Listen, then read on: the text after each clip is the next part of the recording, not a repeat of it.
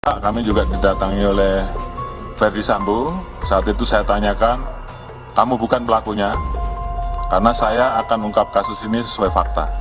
Saya sampaikan begitu, dan waktu itu kemudian setelah itu kami bentuk tim sus. Dan saya buktikan bahwa karena memang saat itu dia menyampaikan kepada kami peristiwa skenario Duren 3, ya saat ini kita buktikan bahwa yang bersangkutan kita proses. Dan kami juga mendapatkan CCTV, Pak, walaupun itu kopi dari flash disk, tapi menggambarkan peristiwa yang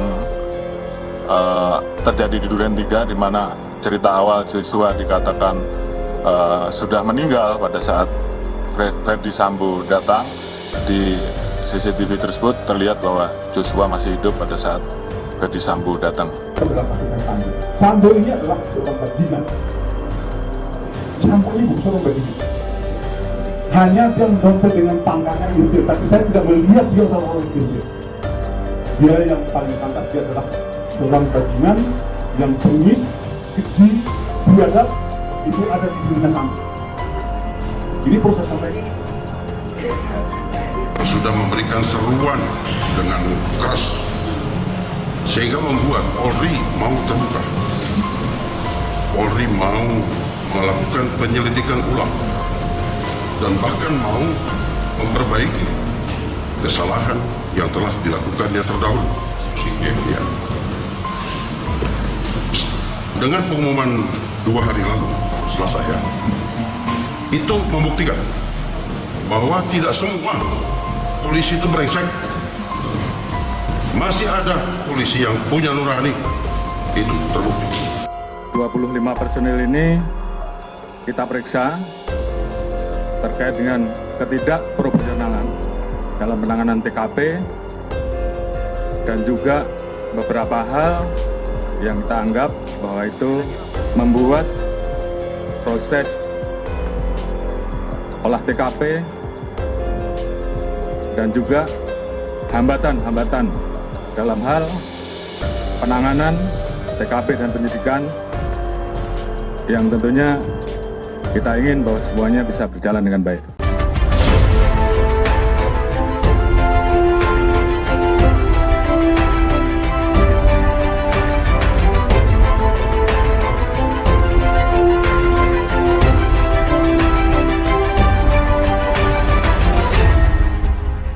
Tonton video ini sampai selesai agar Anda tidak gagal paham.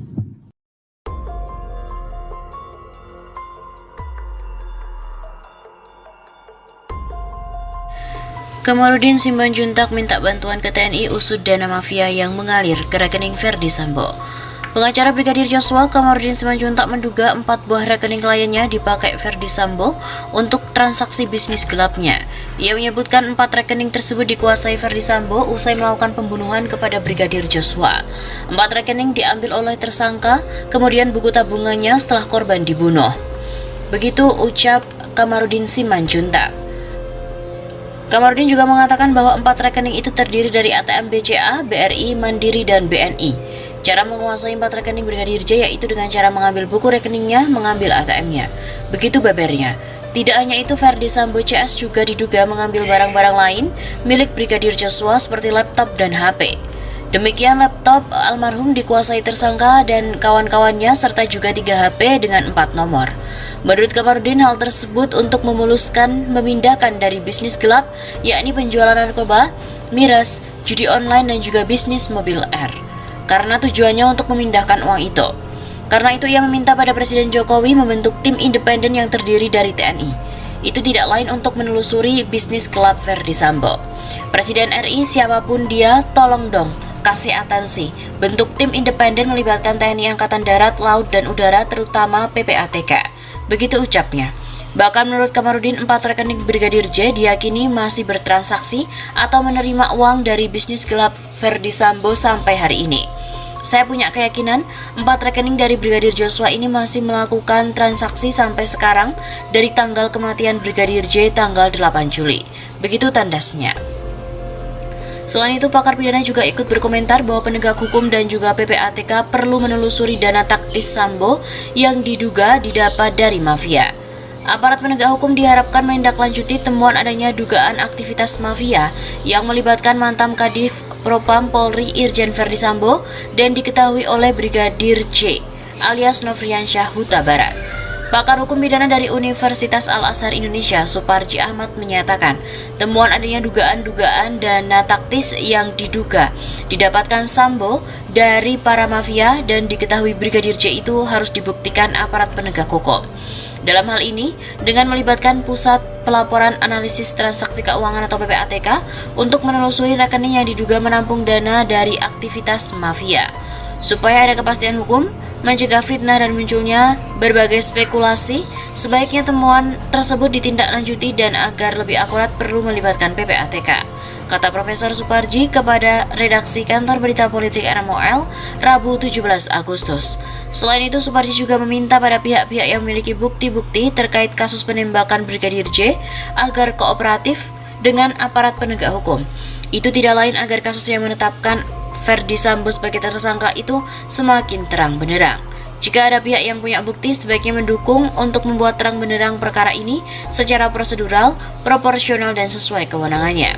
Pungkasnya, motif kasus pembunuhan Brigadir J yang didalangi oleh mantan Kadif Propam Polri Irjen Verdi Sambo di rumah dinasnya di Kompleks Polri Duren 3 Jakarta Selatan belum juga terungkap.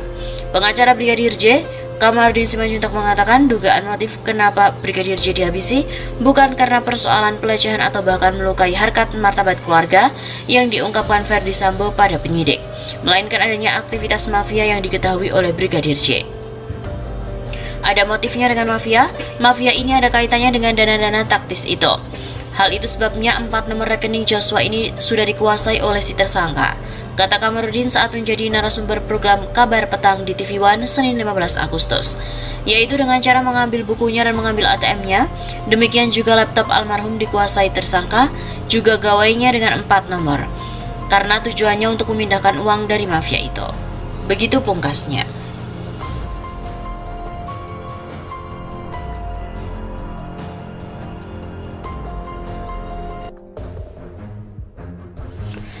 Fahmi Alamsyah diduga terlibat skenario Verdi Sambo.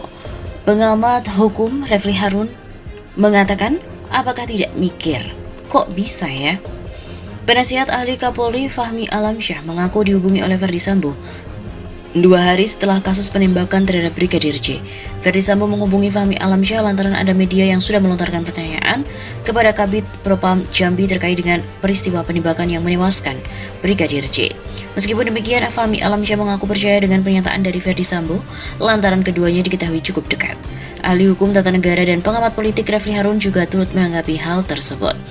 Kalau ada orang yang menceritakan walaupun itu teman dekat tentang sebuah peristiwa terbunuhnya seperti cerita inilah, apakah kita nggak mikir kok bisa ya? Kata Refli dikutip dari redaksi Pikiran Rakyat melalui kanal YouTube Refli Harun. Menurutnya, meskipun ada hubungan pertemanan, namun perlu memastikan bahwa informasi yang disampaikan adalah benar. Refli Harun mengatakan bahwa hal seperti itu akan berdampak bagi orang-orang yang berprofesi di bidang serupa.